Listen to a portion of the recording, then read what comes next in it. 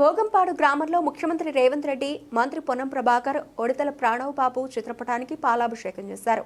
ఇల్లంతకుంట మండలం భోగంపాడు గ్రామాన్ని పైలట్ ప్రాజెక్టుగా ఎంపిక చేసి గ్రామంలో లబ్ధిదారులందరికీ రైతు భరోసా, ఇందిరమ్మ ఆత్మీయ భరోసా డబ్బులు లబ్ధిదారుల ఖాతాలో జమ అయిన సందర్భంగా గ్రామంలో పండగ వాతావరణం నెలకొంది. తెలంగాణ సీడ్ సర్టిఫికేషన్ రాష్ట్ర డైరెక్టర్ ఎక్కటి సంజీవరెడ్డి ఆధ్వర్యంలో రాష్ట్ర ముఖ్యమంత్రి రేవంత్ రెడ్డి, రాష్ట్ర రవాణా శాఖ మంత్రి పొన్నం ప్రభాకర్ గౌడ్, నియోజకవర్గ ఇన్ఛార్జ్ ఒడితల ప్రణవ్ బాబు చిత్రపటానికి కాంగ్రెస్ పార్టీ నాయకులు, గ్రామస్తులు కృతజ్ఞతలతో పాలాభిషేకం చేశారు. ఈ సందర్భంగా ఎక్కటి సంజీవరెడ్డి మాట్లాడుతూ, రైతులకు ఇచ్చిన మాట నిలబెట్టుకున్న రాష్ట్ర ప్రభుత్వానికి ముఖ్యమంత్రి రేవంత్ రెడ్డి, పొన్నం ప్రభాకర్ గౌడ్, ఒడితల ప్రణవ్ బాబుకి గ్రామస్తులందరూ రుణపడి ఉండాలని, రాబోయే స్థానిక సంస్థల ఎన్నికలలో అన్ని గ్రామాల్లో సర్పంచులుగా, ఎంపీటీసీలుగా కాంగ్రెస్ పార్టీ అభ్యర్థులను భారీ మెజార్టీతో గెలిపించాలని అన్నారు. ఈ కార్యక్రమంలో సింగిరెడ్డి గోపాల్ రెడ్డి, కుంట శ్రీనివాసరెడ్డి, నర్ర రవీందర్ రెడ్డి, మహేందర్, కేశవరెడ్డి, సాయిరెడ్డి, రాజిరెడ్డి, తిరుపతి రెడ్డితో పాటు కాంగ్రెస్ కార్యకర్తలు, గ్రామస్తులు పాల్గొన్నారు.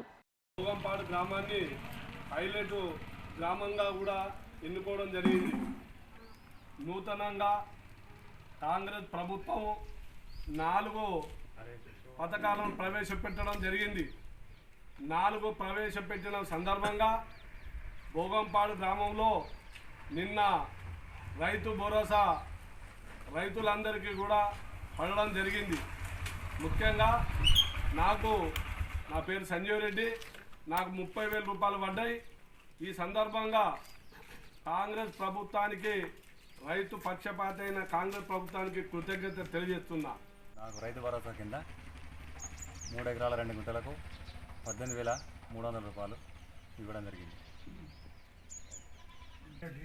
నాకు 7 ఎకరాలు ఉన్నది, 42,000 పడ్డాయి. చాలా సంతోషంగా. రైతు భరోసా నాకు 2 ఎకరాలు పడ్డది, 12,000 రూపాయలు పడ్డాయి. నాకు సంతోషంగా. నా కృతజ్ఞతలు. నా పేరు సింగిరెడ్డి కేశవరెడ్డి. నాకు రైతు భరోసా కింద 58,575 రూపాయలు పడ్డాయి. నాకు సంతోషంగా ఉన్నాను.